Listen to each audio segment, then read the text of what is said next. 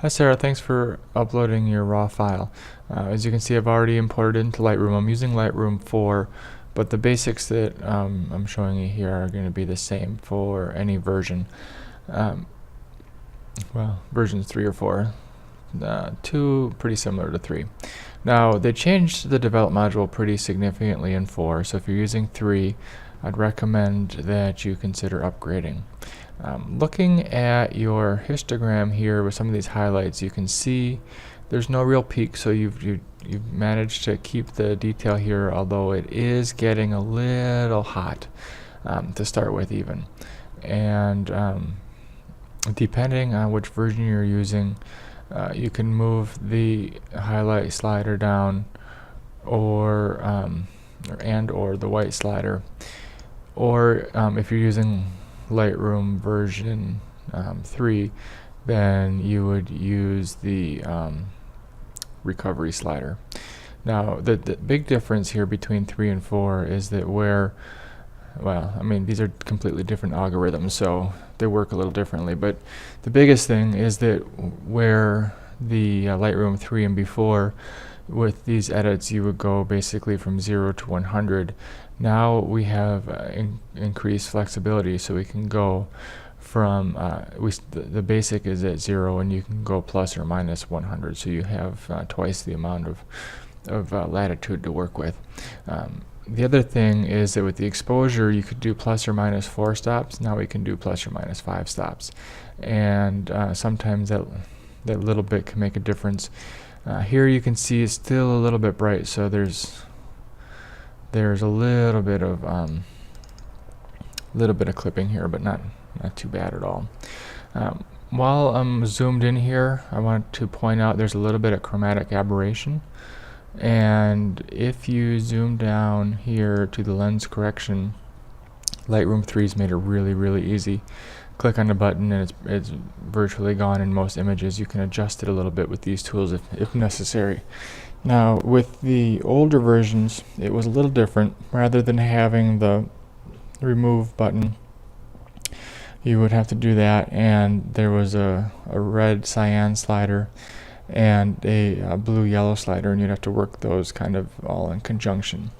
Here the original edit, just when you first turn it on, will take care of probably 85 or 90% of chromatic aberration.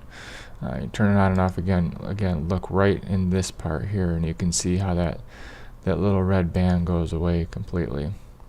I haven't found any situation where having this on by default causes any sort of grief, and what I'd recommend is that you turn it on and then go up to your develop settings and do set default settings. Now this is the window that you're going to get, and you can see obviously restore your default settings. The key to doing this is to make sure that you've not made any changes that you would not want to apply to every image. So here I've already adjusted the highlights and the whites a little bit, so it's probably not a good time to do it. But if I go back to import, turn on just the chromatic aberration, then do develop. Now if I update to current settings, every time a new file is imported with the Canon 600D, then it's automatically going to apply the chromatic aberration. So these changes are not undoable, but you can always go back to the factory default. So we'll just go ahead and do that. So again, we're going to want to go back up here and adjust the highlights and the shadows a little bit. Now you don't want to do too much of this before you do your overall correction. Now I think that her skin tones here are very slightly blue, and the easiest thing to do is just try the different settings. So here I'm thinking that you were working with window light. It was kind of above and behind her. Sometimes just changing it to auto can make a difference, and you can see that it has caused a color shift, but I'm not sure that it was for the best. Here it's a little bit warm. Here going to auto, it makes everything a little bit cool. We can also try the shade, daylight settings, and see what works pretty well. Here I'm thinking daylight works pretty well. Now the other thing I want to point out before I go any farther is that whenever you are using the default settings, the profile that you are using is the Adobe standard. You can use ones where they created where it's a little bit more true to life to the original Canon profiles. And if you pull down this menu, you can see Canon or Camera Faithful, landscape, and obviously these were meant for different kinds of images, portrait. And you can see how all of those make a little bit of a change. Now, to me, camera standard here looks pretty good. You've got nice warm skin tones here. Even here where it's a little bright, it's a little bit bluish, but not too bad. I'm going to go back to the beginning so that you can let's go back to this stage here so you can see the before and after. So that is what I would call a global edit. If you wanted to use the gray card, which I'm thinking this is what you got going on here, then this is the appropriate time to do it. So click on the gray card, and as you can see, in Lightroom at least, it'll show you, in addition to the little eyedropper tool, it'll show you a very expanded view of the pixels right under where you are sampling. Now you can see there's a little bit of variation because we're getting a little bit of different light on the gray card compared to other parts. Yeah, that makes a lot of sense. Ideally, if you're going to use a gray card like this, you would want to have it in front of whatever the most important part of your subject is. So you would have it, maybe like right in front of I'm guessing this is your daughter's face, and then you could just sample on it, and then the next picture, then you would copy that to those settings to the next photograph. But having it with the same kind of light source certainly works. Now the trick here is that you've got a mixed light source. Basically, you've got your direct window light and you've got fill light that's bouncing off of different parts in the room that's lighting her face. So being that the gray card is a little behind her, it's not going to be a perfect result, but you can see clicking on it automatically changes things a little bit. You can try different areas of it and see what works to the best possible result. I think this one's here is not too bad. Whether this is better than the camera standard profile, it's a subjective sort of thing. To me, this is fairly neutral. I think that she needs to be warmed up just a little bit, and so then we can adjust these sliders just a touch. So here it is, a little bit warm. I don't think when you're doing a portrait you need to go for absolute 100% neutral. What you want is to get it looking as good as possible.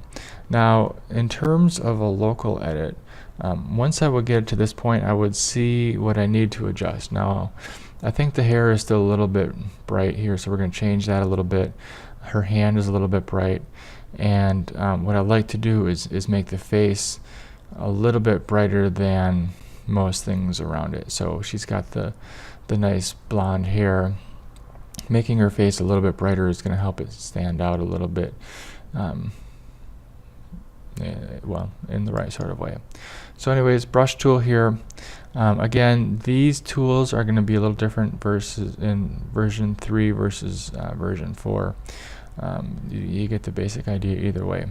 Now, by default, your flow and density are probably at 100%, and 100% is basically going to give you an on or off kind of effect, and it's not going to give you a very nice overall blended look. Now, having a feather up is definitely a good thing. You want it to be feathered. That's going to help you with the blending. Moving your flow and density down to the 40-50% is going to be the best thing here. So here we're going to start with her face a little bit. I'm going to make the brush a little bigger and just gently paint in a little bit of brightness. So that's a local adjustment. Here we're going to do well, that's probably a little too much. We're going to click back on that. If you've got this selected, then you can see exactly where you painted. That's usually a good thing. That's probably a little too much, so we're going to dial this back a little bit. Find that nice balance, I think somewhere in there. Now we're going to do a new tab, a new point. This time we're going to use a negative exposure value, and we're going to specifically bring the highlights down too. If you hold down the spacebar when you're in this version, this view, then you can zoom in when you click. And just painting in a little bit here and a little bit there, changing your brush size will help you to give a better edit. Now you can see I'm starting to add some artifacts, and so we're going to want to blend this a little bit.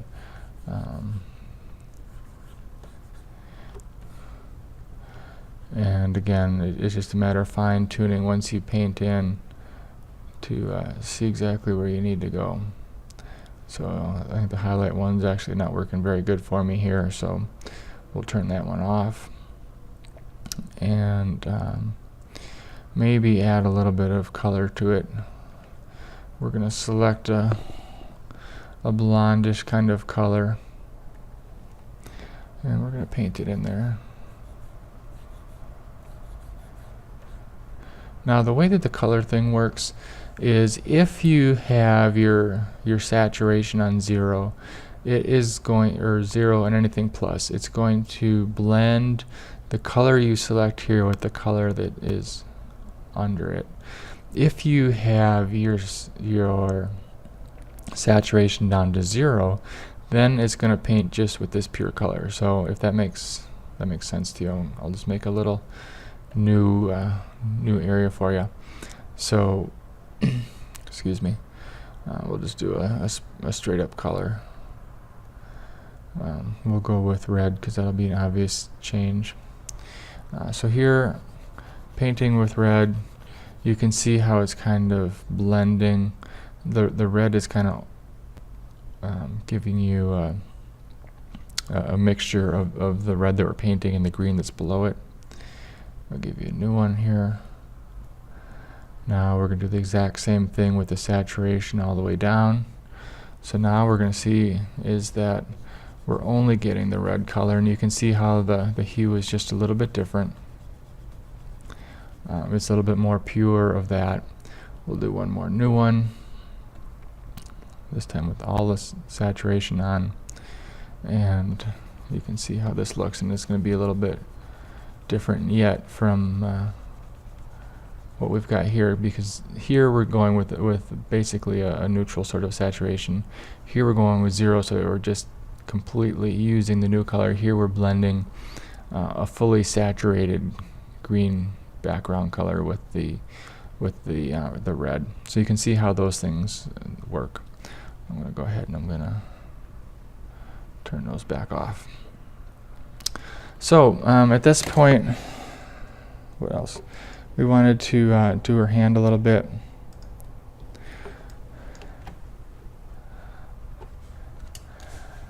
And we're going to do a negative exposure here. So go back to the exposure. Bring this down a little bit.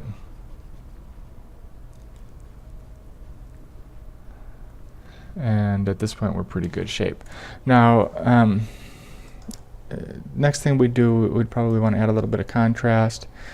You can see maybe I started to push this too high, but if you look at those RGB values, we're still 97, 98, where nothing is actually clipping. You can turn the clipping highlight warning on, and you can see we're definitely not clipping anywhere. So depending on your printer, and my printer actually has very good results all the way, showing detail from 250, basically 255 to 256. Excuse me, 254 to 255. You can see that good detail. Depending on your printer, you might not be able to go quite as high and still see nice detail in it. But anyways, if you've not used the exposure highlight clipping, I'll turn on the shadow clipping too, just to show you real quick. the red overlay shows you where you're clipping. If you go the other direction, the blue shows you where you're clipping the shadows. So anyways, having those on is a good, helpful sort of tool. I'd like to bring up these values a little bit. This is another, this is going to be another global correction. Giving a little bit of contrast, not too much, a little bit of vibrance. And here we're in pretty good shape to bring it over into Photoshop. So what I do is edit. If you just do edit in Photoshop, it's going to make it as a background layer. If you have any doubts about some of these settings that you've made, if you do open it as a smart object, you can go back and fine tune these in Adobe Camera Raw. We'll just go ahead and do it as a background layer.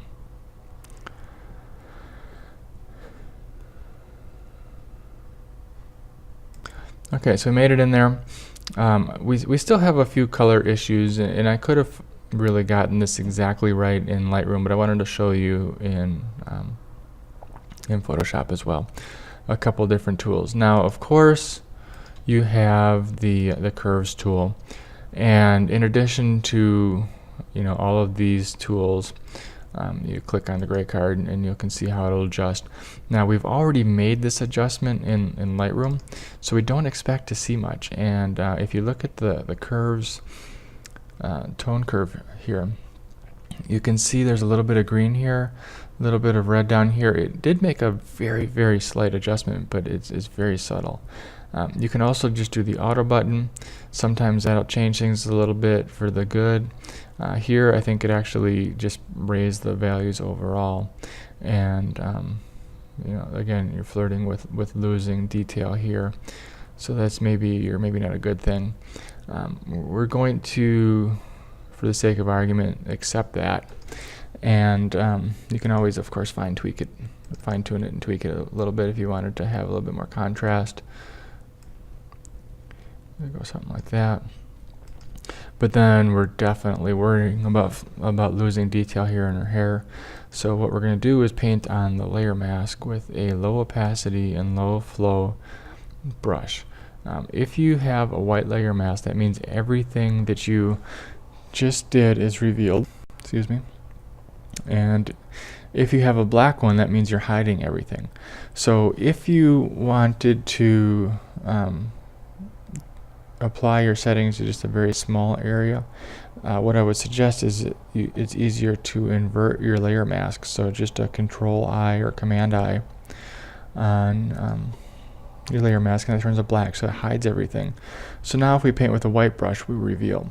But because we're really only focused with this little bit of area, then it's easier to paint that with a black brush to hide it. And of course, these kinds of things are done zoomed in at 100%. So we come in, we're gonna paint with a relatively big brush, and because it's low opacity and low flow, that means that we can be pretty sloppy with our painting technique, and it's going to give you a nice feathered look. Now you can see I'm changing the brush shape, the brush size, and that's another way to help you to give a nice edit. By having different size brush strokes, it helps to give a nice smooth look. It's not quite so obvious, and especially when you're doing something textured like hair, then you don't want things to look like you just did it with a big heavy brush. Trying to go for nice subtle looks overall is a good thing. Now while we're zoomed in here, there's a couple of things I noticed. First of all, you have this one little flyaway here that's pretty bright. This is a good candidate to get rid of that. I always recommend that you do these kind of edits on a new layer. And the tool of choice here for me is the healing brush tool. Spot healing brush is the same basic tool, but where the spot healing brush is going to use the built-in algorithms to determine where to sample from, the healing brush tool allows me to choose where I'm sampling from. So if I hold down the Alt button You can see it turns into a little crosshair. And so now when I click and drag, it will sample from there, and you can hopefully see the little plus sign right above it, and we get rid of that. And you can see how just those little things can help to make your image look a little bit more polished. You know, that's a pretty bright flyaway hair. Here we get rid of it, we're not losing anything. And when you look at it at smaller size, you can see how that kind of takes away. The other thing that I'm noticing here is that you've got dust spots, and this is something that you absolutely want to clone out before you make your prints. And it's the same thing. Do your sampling and sample. You know, here your wall is pretty uniform, so it's not quite so important. But sampling from different areas in your picture will help from inadvertently adding some funny repeating patterns. And the way that I recommend that you do this is zoom in at 100%, so Control-Alt-0 or Command-Alt-0. Type the home key, and that's going to put you into the top left corner, and just work your way down. So, you know, here we got a few spots. Just a few spots here.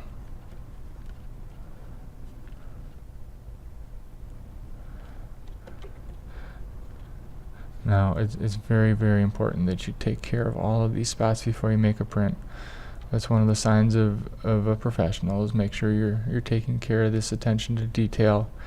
In terms of other edits in the picture that you might consider doing, if there's any acne, then that's an appropriate thing to touch up. Once you get down to the bottom, if you hold or click on the page down, you're going to skip over one, like, perfect view over. So there's just a tiny bit of overlap, and then it's a matter of going back up. So a little bit of acne is a good thing to do. If somebody has a lot of wrinkles, and obviously, you know, here we've got a young child who's got as perfect a skin as she's ever going to have in her life. But if you're working with somebody that's older, I don't like to make the skin look plastic in any sense. It's important to be able to show pores. Now, if this was a freckle, I would leave it, because freckles are you know, that's just a part of who they are. You know, if they ask you to clone them out, then I would say you can maybe tone them down, but don't remove them completely, because then that would just look fake. This kind of thing, if it was acne, then you know, same thing. Click and sample area close to the nose, and then remove it. If it's a mole, you know, probably keep that as well. Little mosquito bites or something like that, you know, go ahead and get rid of those. Stray hairs, you got a little hot pixel here, we'll get rid of that. Now, if you are doing this on something that has a harsh contrast like this, the key to doing it well is to sample right in between. So now I'm going to make my brush extra big so you can see. Now, see how we're trying to line up the edges? Obviously, this isn't going to give a good result, and you can see how that looks. If we just did it down here, it wouldn't do a good result. The key is to try to match that up as close as possible. Now, I have a larger sampling here than I actually need, and you want to find the right angle, and then go a little bit into the top, go a little bit into the bottom, and that's how you're going to get the best possible result. And then once you get that, you can fine tune it, of course. And if there's little wrinkles in the clothing, you want to make sure to maintain those lines or remove them completely. But you can see how, you know, those little edits are helping clean up the overall image, and these are the kinds of things that are going to lead to giving you much better prints. Nobody wants to see cat hair or dog hair in their photographs. So once we get down, page up, and we kind of scooch over, and then page down, and then finish up the image. So Control 0 will give you the overall view. And again, you can see these little things can make a big difference in a very subtle kind of way. You don't want your edits to be so overly obvious, and there's just different things you could do here and there. Let me know if you have any questions. If you wanted to see the whole, maybe I should just do it because that's part of the assignment. If you want to do the edit by numbers thing, I'm not a huge fan. It used to be that the tools weren't as good as they are, and especially there's no real equivalent way to do this in Lightroom, and you should be doing at least your initial color corrections in Lightroom at this point. And and so before Lightroom was really available, this was much more important than what it is now. But anyways, what you can do is find your highlight point, do a curves layer, hold down the Alt key, and then just bring this over until you start to see some highlights. And so that's going to be up here, obviously. So we're gonna come down, come up, holding down the Alt key. You want this to be pretty small, and then we're going to call that sample point 1, and hold on the Alt key and you click.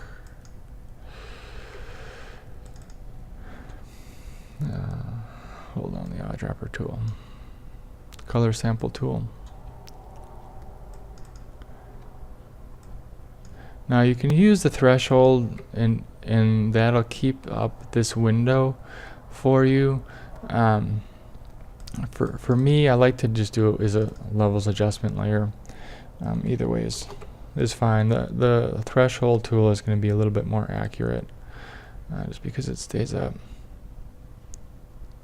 So here we have our regions down here, so we're going to zoom in and come down to the end. The end key on your keyboard will get you down there quick. See what we got here. Now once you start to have little spots like that, then you need to zoom in further in order to be able to narrow into one actual spot on the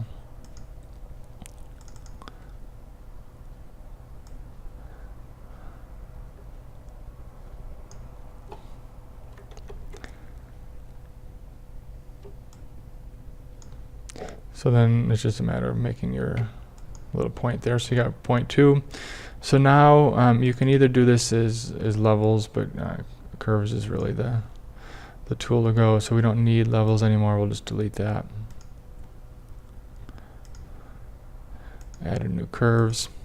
And then here's where you would use your black point and your white point. And you can see how that making that change has made some differences. We can do the white point if you wanted. And you can see how that kind of edit works for you. Let me know if you have any questions. I will post this version, this Photoshop version, into the classroom so you can take a look and see how I did these edits. So thanks again for uploading, and let me know if you have questions.